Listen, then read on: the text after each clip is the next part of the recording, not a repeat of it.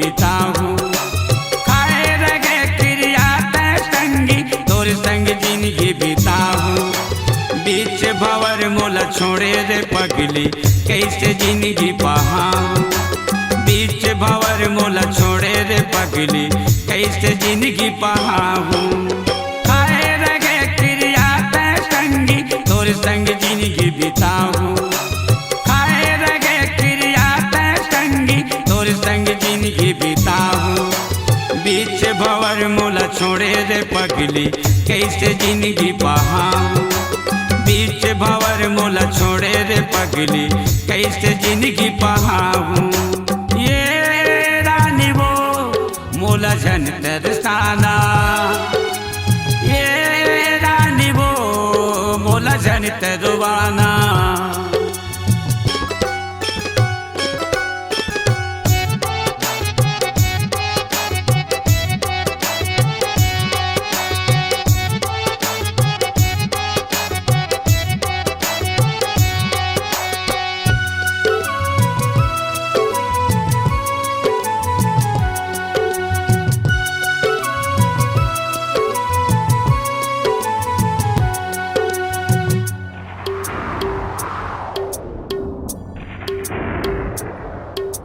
तोर बिना नहीं जी जाओ रे पगली रो रो के मर जावो। आके तय मोर गाले ला देख ले घुट घुट जिंदगी ला काटो।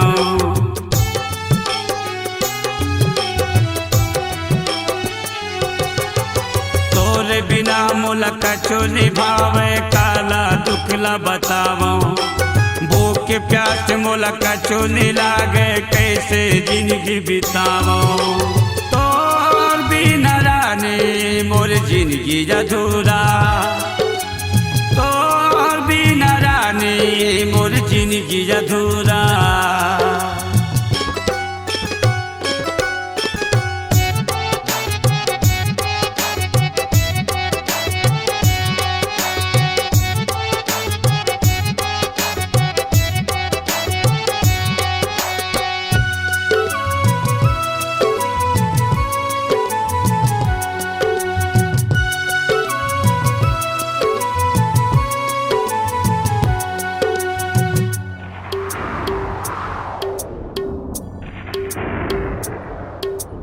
दो दिन के मोर जिंदगी रे संगी दो दिन के घर दुआ।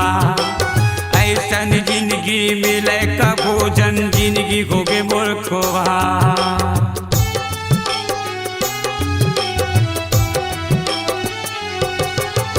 तोर अगोरा मने न तरस के बरसे आंसू के धार।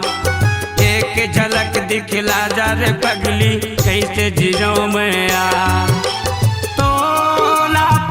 बल संपत तरस गे तोला देखे बल पीड़ित तड़प गे। खाए रगे क्रिया तय संगी तोर संग जिंदगी बिताऊं। खाए रगे क्रिया तय संगी तोर संग जिंदगी बिताऊं। बीच भंवर मोला छोड़े रे पगली कैसे जिंदगी बहाऊं। बीच भंवर मोला छोड़े रे पगली कैसे जिंदगी बहाऊं। ये रानी वो मोला जन तरवाना। ये रानी वो मोला जन तरसाना।